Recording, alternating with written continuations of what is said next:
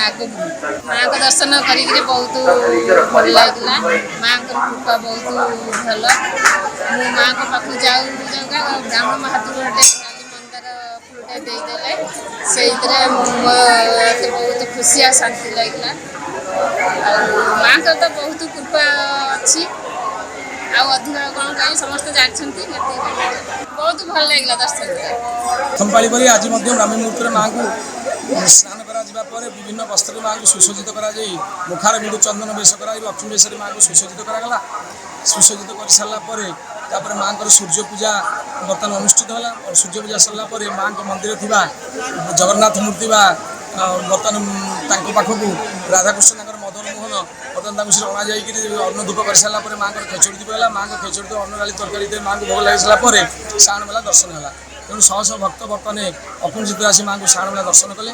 दर्शन बर्तमान 12टा 1 पर्यटन चलो माँ को घट बाटुआ नाच घट तोलिक माँ को प्राचीन नदी पाटुआ मैंने घट तोलिक आसिक बर्तमान माँ को आज्ञा नहीं बर्तमान पाटुआ नाच आरंभ करेंगे। से ही सुजोग बर्तमान माँ को द्वितीय प्रदीप अनुष्ठित हम। द्वितीय प्रदीप सरला पुणी साण मेला दर्शन हम। तापर माँ को दिन शेष भोग 4:30 ରୁ 5 भितर भाव में माँ को सामान्य पहड़ देलापर 6टा बेलू माँ को बर्तमान मंदिर खोल मंदिर खोल आसवा माँ को संध्या आरती कर संध्या आरती सरला माँ को महास्नान बेश गोटे स्वतंत्र रही परंपरा जे कि बर्तमान समस्त पाली जात मंगलवार दिन गोटे मानने स्नान यात्रा हुए। तापर माँ को भागवत पाठ कराए। भागवत पाठ कर सारापर माँ को रातिर अन्न धूप अनुष्ठित हुए। अन्न डाली तरकारी दही पखाड़ पिठा भोग इत्यादि विशेष भोग कराए।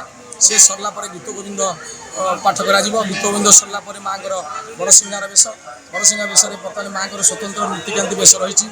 माँ आउ टे बेश हूँ बेश सरला माँ को बड़सिंगार पणा सरला माँ को चलती विग्रह मंगला दुर्गा माँ को बेढ़ा परिक्रमा करती।